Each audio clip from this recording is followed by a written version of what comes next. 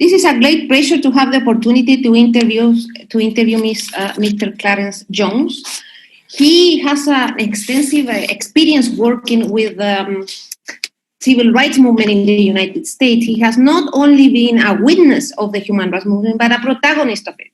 He actually had the wonderful opportunity to work hand in hand with Dr. Martin Luther King.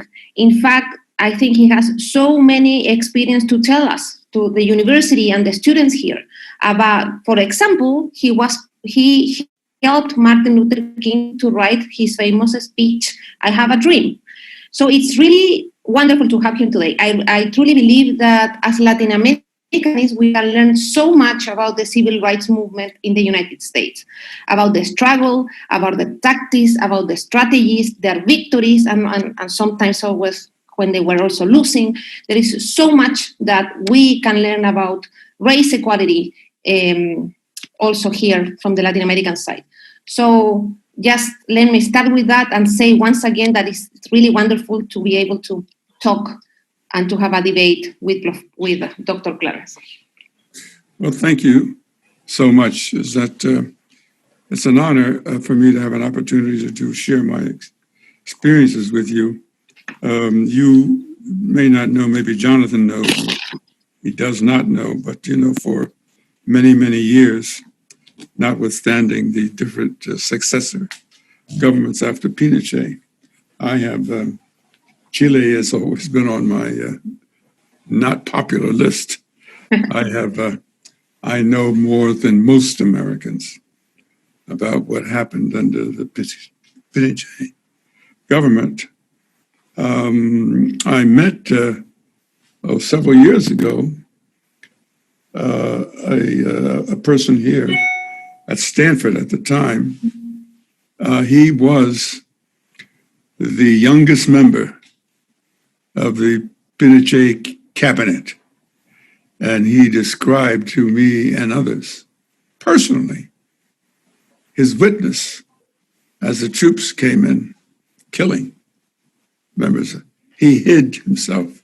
Most of the people were killed. So I'm not telling, I know, as they say in the United States, that's part of your history, but it's part of my history, only to the extent that I know that my government and the counterintelligence agency under Secretary of State Kissinger enabled that, sponsored that, and made that possible, and made brought such havoc to Chilean democracy. So now that I got that off my chest, of course, Chile, at one point years ago, I was an investment banker advisor to the government of Zambia, a copper producing state. And I used to study Chile's copper production in relationship to the other copper producing countries of the world. You have a great country. You have a country like others in South America, I'll say Latin America, who are struggling and have struggled to have democracy and democratic values. I was fortunate. I was a young man. I'm going to be 90 years old in January, in about 4 months from now. But when I was 29 years old, in February of 1960, I met Martin Luther King Jr. for the first time. He was 31. And for the next 7.5 years until the date of his assassination, I worked with him initially as a political advisor, then as his personal lawyer and draft speechwriter, up until the very day in which he was assassinated. So all of you, many of you know the history of that event. But let me share with you something that you may not know, or something I think I can tell you because of the role that I played. You may not be able to fully understand or interpret from the books that you read about the United States and the Civil Rights Movement, notwithstanding the number of facts that you may know about what occurred during this place in Montgomery, Alabama, and the walk across the Edmund Pettus Bridge and the various things. But generically, you have to look at what occurred in 1960 through 1970 particularly. You have to look at that as the fundamental political and transformative epoch in the history of the United States. No matter what someone may tell you or what you may read, I am here to tell you, I'm now, and I have been, I'm an adjunct professor, and I have been a scholar for several years, and I think I have a reasonably good understanding and knowledge of the history of the United States. So I don't want you to have any illusions or misinterpretation. The government of the United States, the country of the United States was founded and created on the legacy of slavery, period. There's no amount of other facts. Now we live in an era in which I never heard of anything called alternative facts. I never heard of anything called alternative facts. I mean, it sounds like you're going back to Galileo and, the earth is either flat or the earth is round. There are facts, but there are no alternative facts. So as a consequence of that, a companion to that institution was a legacy of white supremacy. And we had a civil war in 1860. And the Civil War was only over one issue, notwithstanding what other things you may read about. It was only on the issue as to whether or not the institution of slavery would be continued or ended.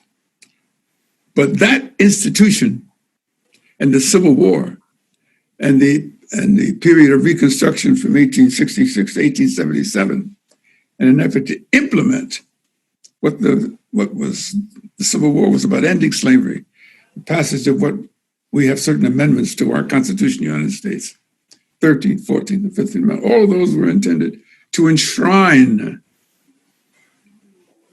the victory on the battlefield under the presidency of Abraham Lincoln and his subsequent presidency after he was assassinated of Andrew Johnson.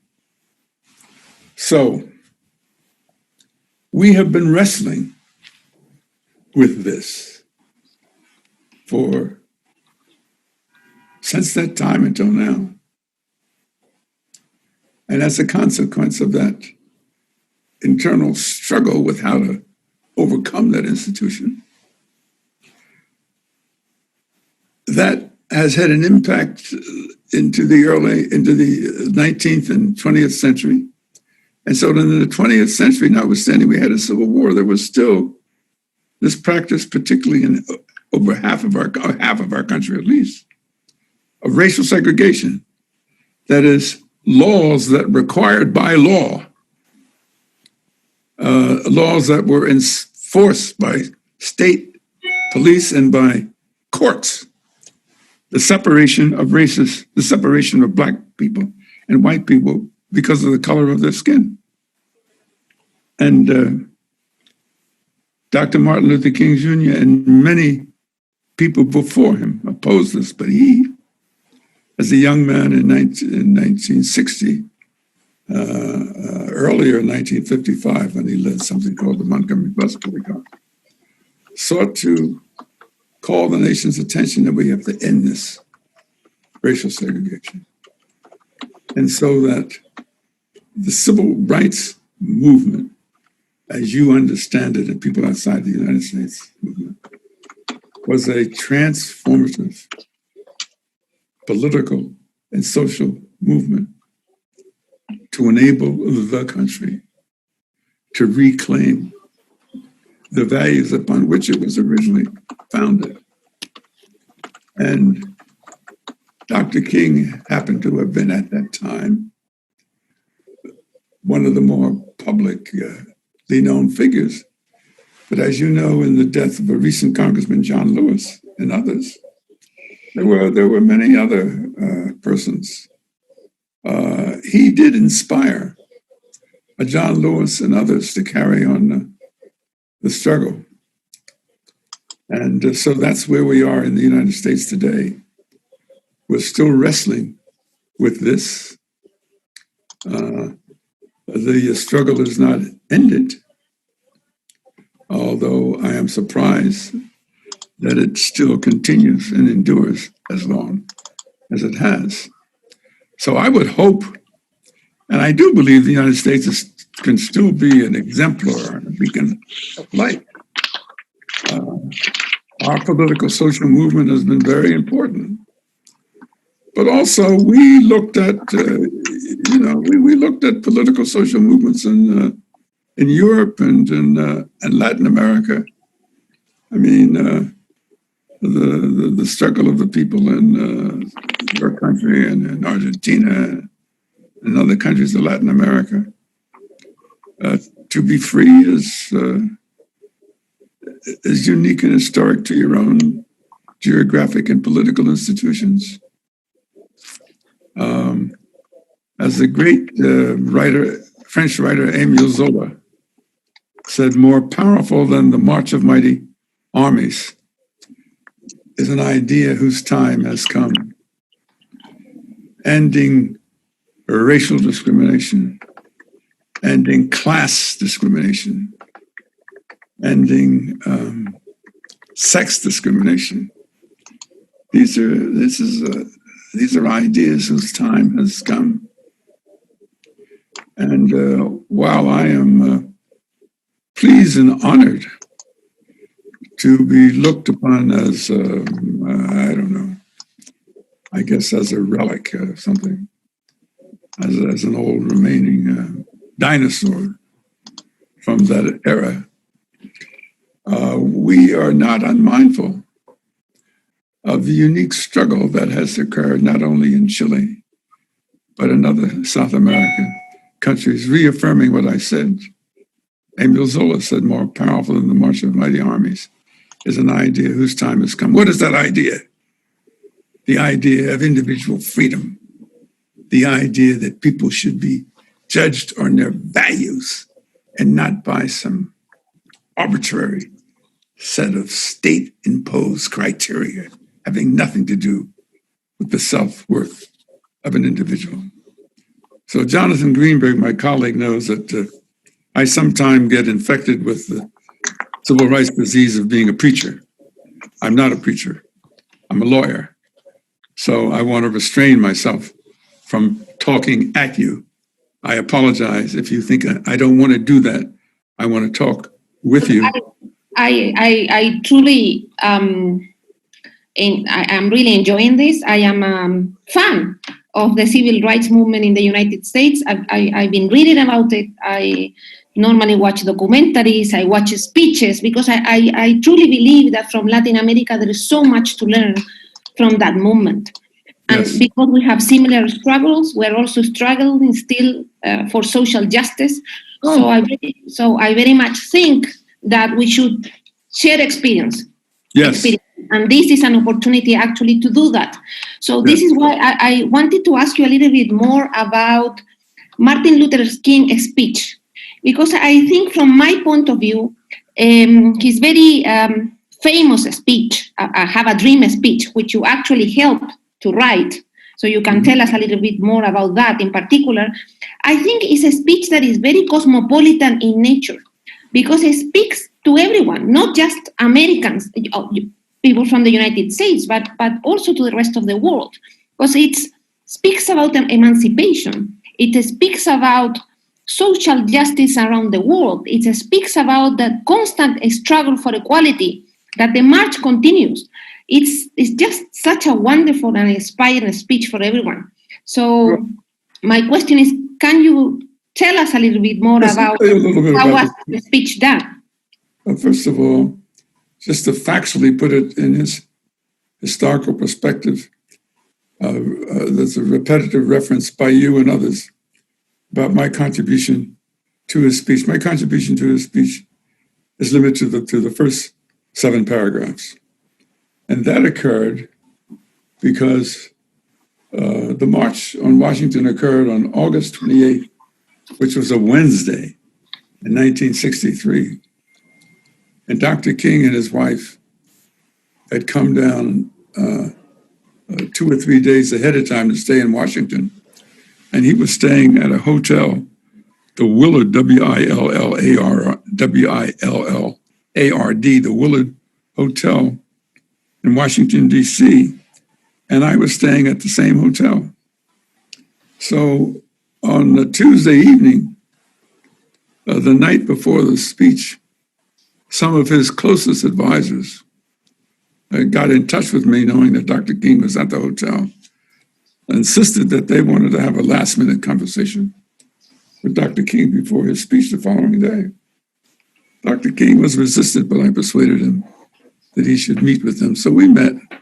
Anyway, after that speech, he took he listened and so forth, and took notes on what they suggested. I don't want to use this valuable time to talk about that, but I want to talk about the speech.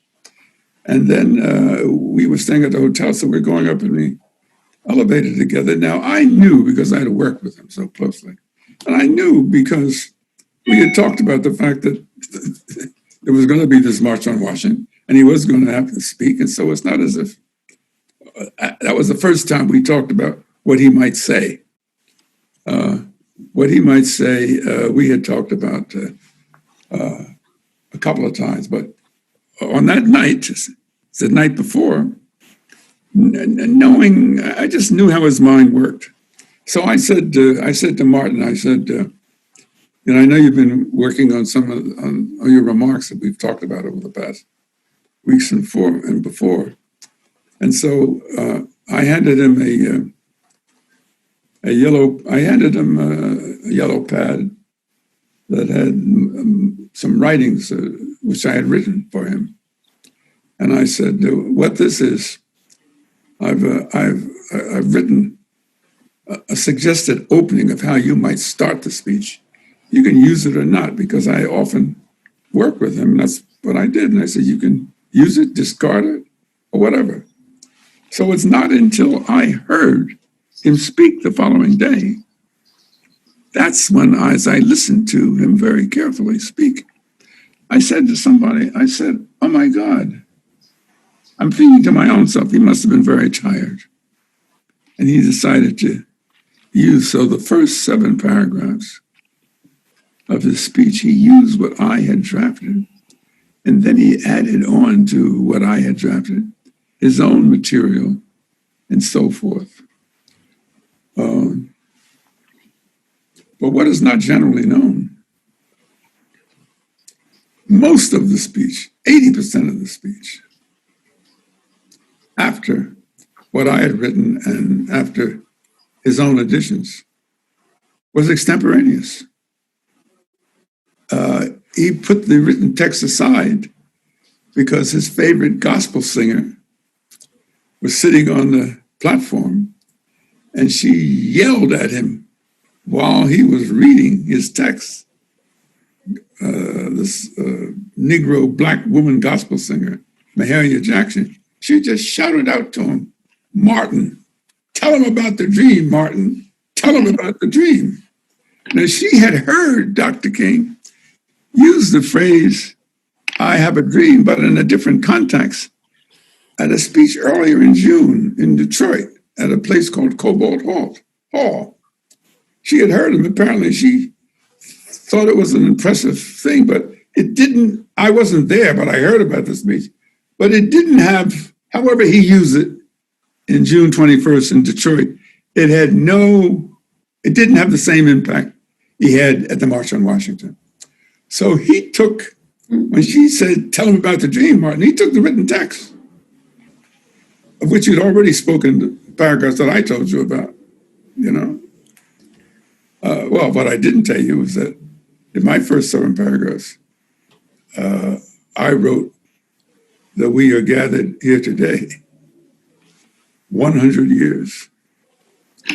We're gathered here today at the foot of the great emancipator. 100 years after the Emancipation Proclamation.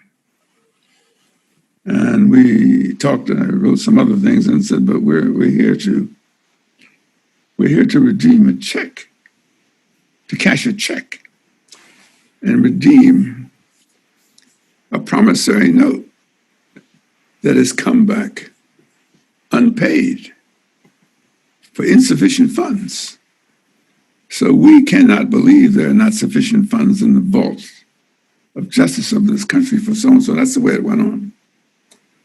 But after that written text, the speech was completely as he spoke. And so I have to tell you, I have seen and heard Dr. King speak many times. As I said, I met him in 1960. So this is 1963. So I'd seen him. And I listened to him. But it is as if I wanted to get metaphysical or spiritual, it is as if something had taken over his body. It is as if some cosmic force has just come down and taken over. It's the same person. It's the same body, same Martin Luther King Jr., but I couldn't believe the power. I couldn't believe it was like the words were so just unbelievably compelling. They were just like, I come from the biblical Christian tradition, so maybe the only thing I can talk about maybe was the Sermon on the Mount, I don't know, in the Christian Bible. But the point is, it was mesmerizing. Not so much, actually, by its content. Its content was it was good.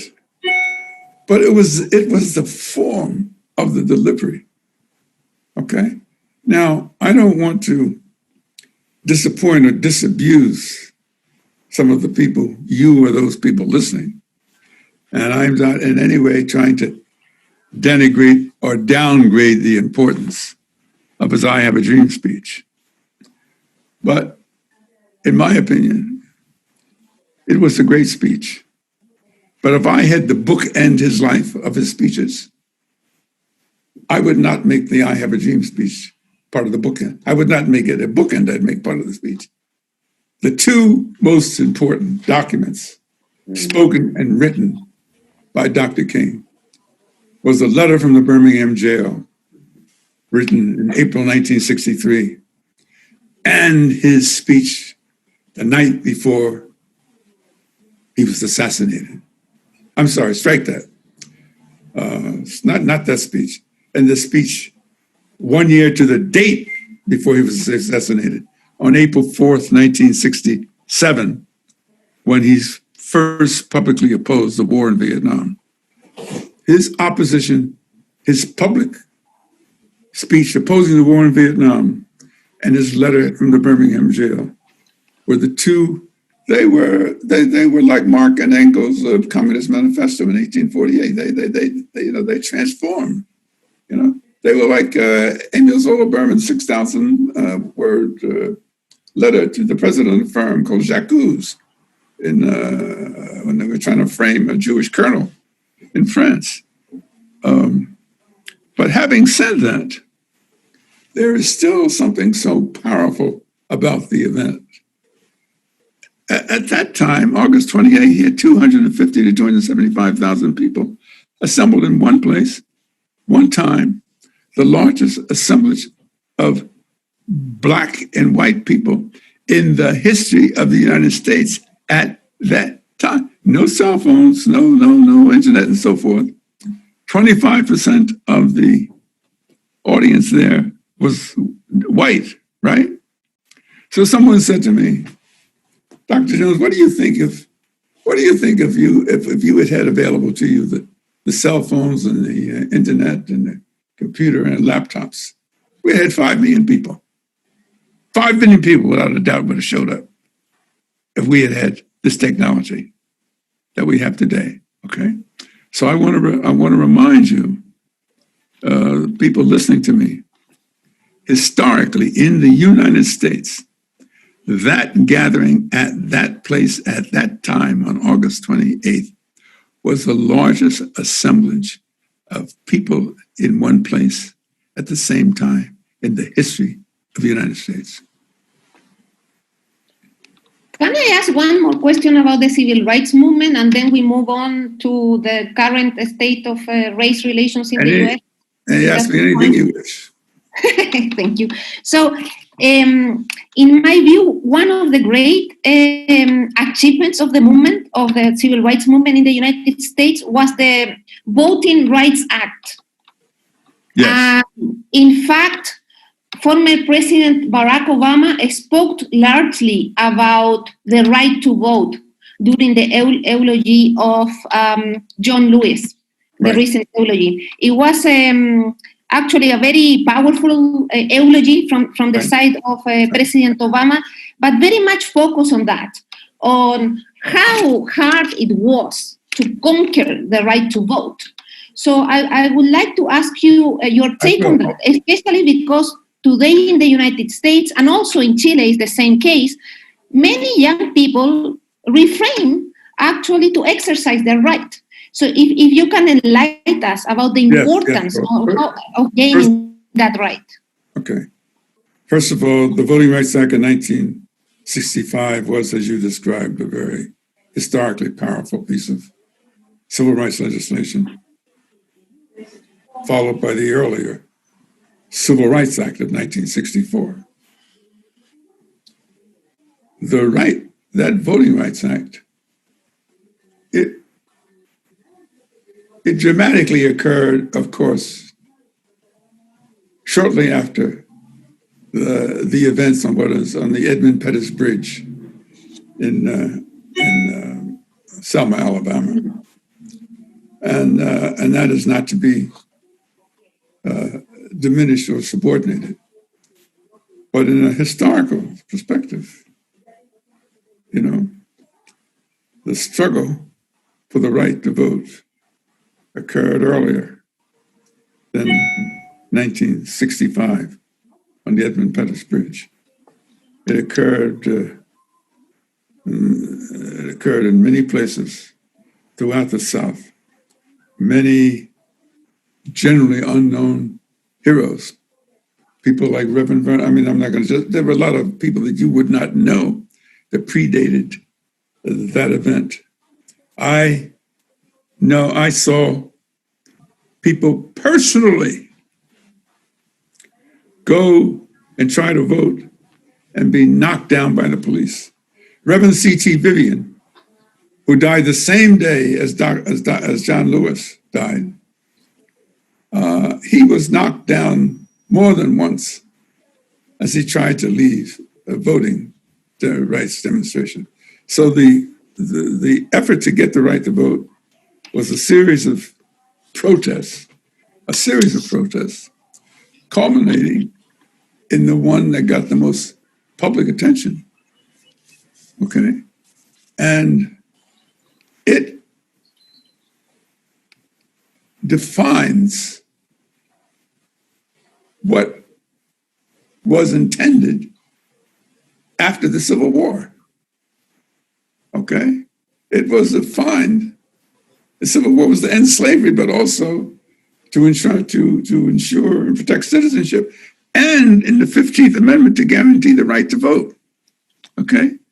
Now, I don't want to pontificate or to lecture to you or to anybody listening. Okay? But I say to anybody here in the United States, and maybe there's a similar analogy in Chile, I don't know if you have the opportunity to vote. I don't know. Tell me what is more important. I love champagne. Okay. I understand that Chile has great wine. Okay. Has great things. There is nothing more important in your country, in your culture. There's nothing more important in my country, in my culture, in my political system than the right to vote. Nothing. Nothing. Not all the copper you have in your minds, not all the political military power in the United States. Because voting is power. Voting is power. As I said, more powerful than the march of mighty armies is an idea whose time has come. Voting. Anyone in Chile or any country, but anybody in the United States who says, well, I'm tired, it's too hard, and so forth, I have in my older age become, colloquially in the United States, what we call a pain in the butt. Okay? I will not even tolerate. I won't permit any, except I teach, for example, I tell my students, now, if you are voting registration age and you have not registered to vote, don't even come to my class. Don't even talk to me. Okay? And if you tell me that you have a voter registration card and I see you walking on the campus and I know that voting has occurred, I'm going to ask you, did you vote? And if you tell me you didn't vote, then we can end our discussion. Don't even talk to me again. There's nothing, what is there to talk about? Okay? I mean that. I mean, there is nothing that any person, you can walk around and carry 1,000 protest banners. You can engage in 1,000 protest marches. And you can show how courageous you are in opposing authority. That's great. But if you don't exercise the right to vote, all that is meaningless. I couldn't agree more with you. This is why I asked you the question. In fact, in Chile, we were able to transition from a dictatorship to a democracy because of voting. Yes, because of the act of voting. So I think it's the most powerful right that we should make sure that our students, that our young generations actually understand how difficult it was to gain that right around the world. So, and there were people, there are people you don't know about, people like, maybe you do know, you know about John Lewis, okay? Mm-hmm. But there are people like Vernon Johns, there were people like Medgar Evers, there were people like Ella Baker, Fannie Lou Hamer. And then, of course, there was the civil rights voting effort in 1964, where 3 civil rights workers were killed by the Klan. Why were they killed by the Klan? Because they were there. Two white Jewish boys and Michael Schwerner and Andrew Goodman, and then a black resident person from Mississippi, James Chaney. They were viciously killed by the Klan. Why were they killed? Because they were trying to register Negroes to vote. Okay? The thing that persons in power who want to keep power and who do not want to give access to the ability to change power, the thing that they want most is for you not to vote. Okay? And the thing that's so crazy, sorry. I'm so sorry. Go ahead, finish. Yes. I believe Cristina has also more questions, basically about what's going on today in the United States, about the current protests and all the movements for more equality and racial equality in the United States. So I will maybe give a pass to her so she can continue with the Okay, interview. please. Otherwise, I will be here forever with you, asking you about the civil rights movements. That's and all the right. civil- So I'm I very have honored. to. I I'm have to very honored. refrain myself. Okay. So now I have to keep my health and live long enough and get over the COVID pandemic so that I can lift my personal ban that I've had for not going to Chile because of the former Pinochet government. I've now overcome that. So someday I hope maybe I won't be able to do it, but Chile is a great country. Thank you so much. I hope you will be able to come here shortly. We will have a vaccine and we will be able to travel again. So hope is always present. Only if I come, you better have the best wine waiting for me at the airport when I arrive. We always have that. That's understanding. Yes, of course. Oh, well, so regarding the right to vote, last week, President Trump suggested the idea to postpone the election. So how do you see that? How do I see Because that? it was as something unprecedented that the fact of suggesting that. How do I see that? I see that on its most charitable way. I see it as someone who is just uninformed, and simply not knowledgeable about the history and operations of the own government, that he's the president. You just cannot unilaterally do that. The Congress, it's been written and enshrined as part of our national law when the presidential election takes place.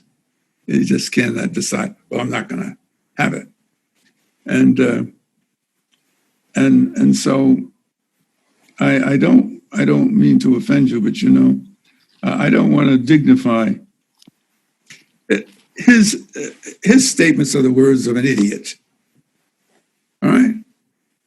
I mean, it doesn't have elementary knowledge of the country of which he is president. Okay. But his intent is to denigrate the current system of voting, and particularly he's fearful. It's like voting by mail is like the pandemic.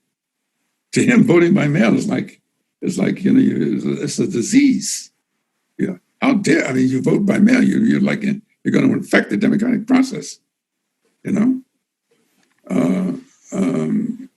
so that which he fears, I'm philosophically, I'm a scholar of Hegel. I always think that which he fears, I always think of the opposite. If he's so afraid of it, then it must be good. Well, and also I'd like to ask you, the killing of George Floyd triggered huge protests in the United States. Do you think this could lead a change? And if you see this movement different compared to what happens in the 90s and different protests in the past? I'm glad you asked that question. I said, when I've had an opportunity to write, when I can, or to speak directly to some of the leaders of the Black Lives Matter movement, I want you to understand, and I want you to hear it from me, from someone who worked so closely with the singular greatest leader of the 20th century civil rights movement, Dr. Martin Luther King Jr. What the Black Lives Matter movement has achieved has been qualitatively transformative. They have brought together a coalition of persons of different colors and sexes that is so much greater and broader than we were able to achieve. So let me just say, even at the height of our civil rights movement, it was always substantially an African-American base-led movement with the participation of some very dedicated white people in America. And most of those white people, by the way, were Jewish. in America who came to our side and worked with us. But today, the fact, this is a demographic fact. This is the first movement I have seen around an issue as framed as Black Lives Matter, where the majority of people participating are not Black, but white and brown and Asian. While it's called the Black Lives Matter movement, the Black Lives Matter movement as a fact, while it is a leadership component, it is a minority of it. The overwhelming majority of people support it are not Black. It's a movement that you have the largest percentage participation of white people in a social movement that has ever occurred in the history of the United States, period. And if you can explain after, why this kind of racism and these attitudes the police towards African American continues happening, because we've seen it happens frequently. So I've talked to analysts, and they all say that the racism is actually indexed in the American society. Do you agree with this? Well, let me just say this, and I don't want to get professorial as a professor, but there was a major, compelling social political document issued by something called the Kerner Commission in 1968, following the riots that occurred across the United States. And in that Kerner Commission report, it said that America was developing into two societies, one Black and one white. But within the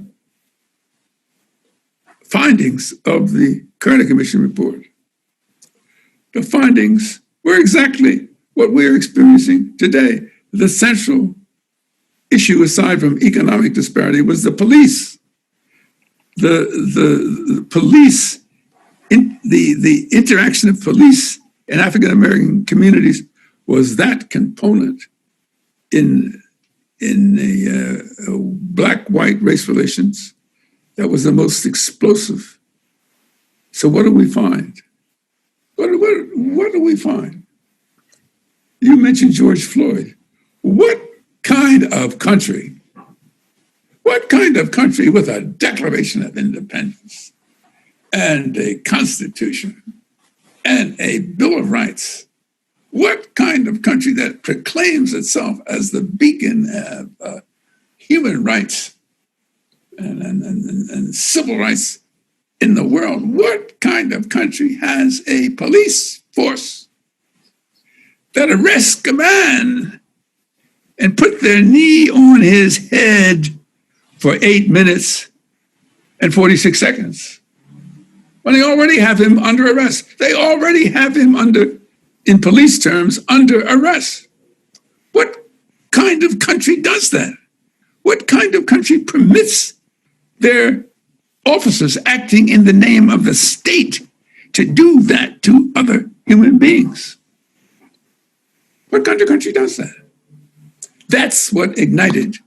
That's why the Black Lives Matter movement has sparked the largest participation of non-Black people in the history of the country, because it forced the country to say to itself, okay, in 1963, we remember seeing young Black boys and girls being bitten by dogs and fire hoses in Birmingham. And yes, we remember John Lewis walking across the Edmund Pettus Bridge, but Jose Williams and other people being beaten and trampled by horses. But hold on, in 2020, is this really America? Is this can it really be that the most powerful country in the world, with its vaunted called military might, and its great economic power. Is this a country that does this to its people? And that's why, as I said, more powerful than the march of mighty armies, okay, are words. But in this case, it's words and pictures. That picture is the equivalent of Emile Zola's 6,000 words. It's equivalent to, that picture is equivalent to the Communist Manifesto. That picture is equivalent to the great historic document. That picture just says it all. You don't need an explanation. It speaks for itself. You don't have to have a PhD. You don't have to, a 17 or a 5, 10-year-old white, black, brown, Asian child can see that, and they can ask their parents, Mommy, why did they do that to that man? I mean, that goes to the heart of not just democracy, it goes to the heart of a country that does the United States have a moral core or not? Can we say as a country that there is a common set of values and morality? Can we say that there is something, It's like this is what shocked people in the history about Hitler Germany. Nobody can believe that an organized state government in Germany could organize its political and military power to exterminate 6 million people who were Jews. Nobody can believe that. Nobody could believe when they went into the gas chambers and found out what was being done to the Jews. They couldn't believe that other human beings would do this to other human beings. So George Floyd, those cops kneeling on the neck of George Floyd, is just another call to the conscience of the country that says, just what kind of country are we? And that's why the Black Lives Matter movement has been so successful. I would like to ask you also about Biden and the fact that he's could be have an African American woman as a running mate. How important this is? Do you think this is an electoral option, or in order to attract more African Americans to vote for him? Well, it is said, is reported, he himself apparently has said that he is considering, he wants to have an African American woman as his vice president. See, I'm a political pragmatist, and so I don't impute. I don't know what vice president. I don't know what candidate George Biden has in mind, but George Biden can read and he can count. Okay? So I want you to hear it from me. There is no way possible that the Democratic Party can be successful unless they attract an outpouring of the base of its voter support. And that base is African American voters and white women, particularly, and Asians and Hispanics, but particularly African Americans. I'm just telling you, I'm speaking politically to you, okay? Okay. Joe Biden may think that his background, as being vice president, got him elected to the Democratic nomination. No, it was Black voters. I want you to listen to me carefully. It was Black voters. And so he's smart enough. He's politically smart enough. He says, well, I want to ensure that I have an opportunity to win. So I don't know who he's going to choose, but it would be wise for him to choose a Black woman to be on the ticket if he wants to get the highest turnout of Black voters. Can I add something? Yes. That in my view, Black women have been very active in the Democratic Party. So they have a very loyal constituency. Like, yes. I think they voted overwhelmingly for Hillary Clinton. So let me tell you. They have something extremely important, so they have to get that back. Absolutely, absolutely. I don't know how much time we have, but I just want to tell you there was a senator from Alabama by the name of Doug Jones, okay, who opposed this idiot who rose on horseback, some judge. Doug Jones was elected to the Senate from Alabama by the highest turnout of African-American voters in the history of Alabama when he ran. Now, I know Lowndes County. Lowndes County is where the Edmund Pettus Bridge is. Lowndes County is where Selma is, okay? Now, what candidate gets 97%? No candidate gets 97% of the African-American vote in Lowndes County. And you know who drove that vote? African-American women. Doug Jones knows that he was elected because of African-American women. And Joe Biden is not stupid. Okay? Can I ask one more question? Do we still have time? Yes. I would like to ask about the white supremacist movements. I've talked to many people, and they have raised, many analysts have raised awareness about this issue, that it's getting bigger. And I would like to know what's your perspective of this. How do you see this, the white supremacist movement? Well, you were probably going to not be prepared for what I'm going to tell you. You see, remember how I opened this discussion and I talked to you about the character of the United States founded on the institution of slavery and white supremacy? Mm-hmm. Okay. Well, the doctrine of white supremacy as an ideology has been so pernicious and a part of every political, cultural institution in America that the real question to be asked is how is it possible?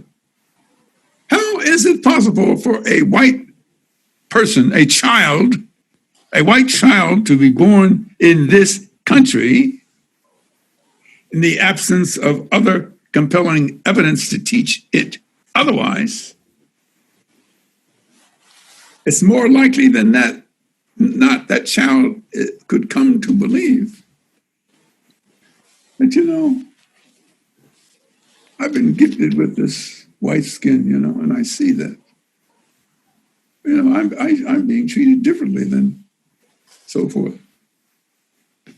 That's what we have. We have the legacy of white supremacy.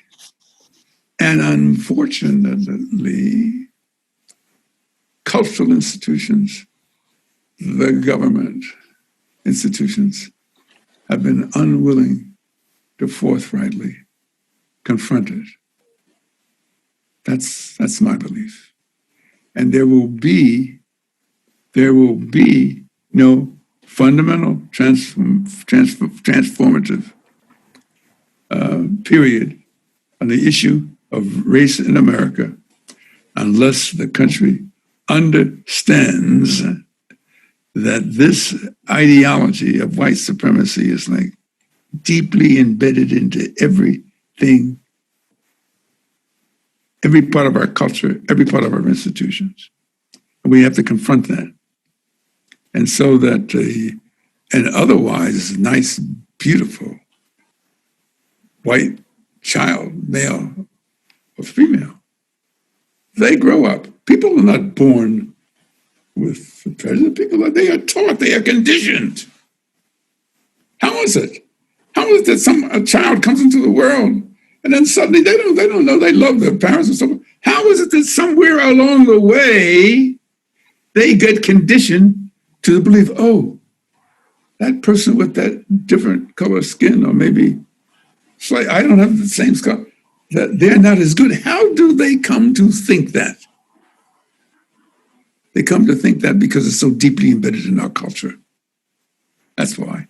And nobody is affirmatively wants to talk about it or do anything about it. Okay?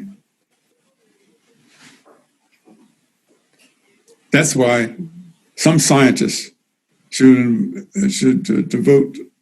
invent some lifelong pills so I can live for another 100 years. So I can be a pain in the ass to everybody.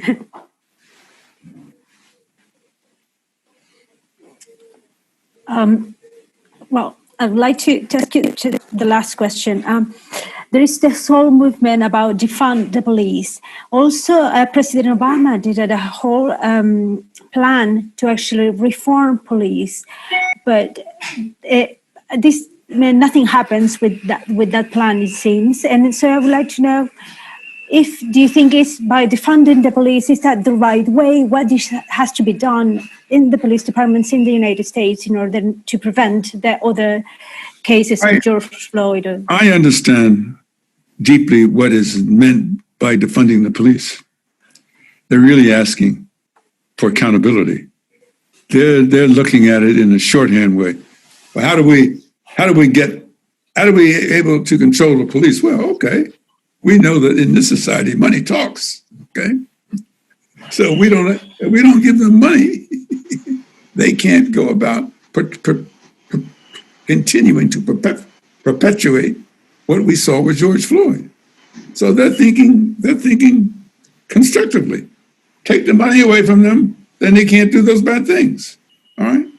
So in that sense, it is constructive political thinking. But in terms of a slogan, it is not. Because people, you don't want to defund the police. African-American communities, particularly, and other communities, you want to fund the police. You don't want to defund them, but you want to fund them with accountability. You want to fund them where they don't determine how those funds are used, but the political power for whom they serve determines those funds. You need to have police. You need to have police who are funded. But defunding is unfortunately, I think, a politically ill-chosen, ill-advised word. But I understand the content, all right? You don't want to defund the police, no. You want to fund the police with accountability. They're asking me to close because it seems that we don't have more time. Okay. So I just want to say just a couple of things. First, that the last question is very also important for Latin America. Police brutality, as it is in the United States, is also a major violation here in Chile and in the rest of Latin America. So I think we should continue to focus on this notion on how important it is to have a police reform, and a police reform that actually believes in human rights, but that really believe and implement that. The police are agents of the state. The police are agents of power of the state. So when police are acting, they are acting in the name and under the authority of the state, of the political system. So there's no other way to look at it. So let me thank you, Dr. Clarence, once again. I believe that social justice and the search for equality is something that we have in common in the whole of the Americas. Yes, yes. And hopefully we can continue our conversation in the near future. We truly enjoy the debate and get to know a little bit more about the civil rights movement and what is going on in terms of race relations in the United States today. So thank you so much. We really appreciate your time. Thank you so much. It's my honor. Thank you. Thank you very much. Not a problem. Thank you.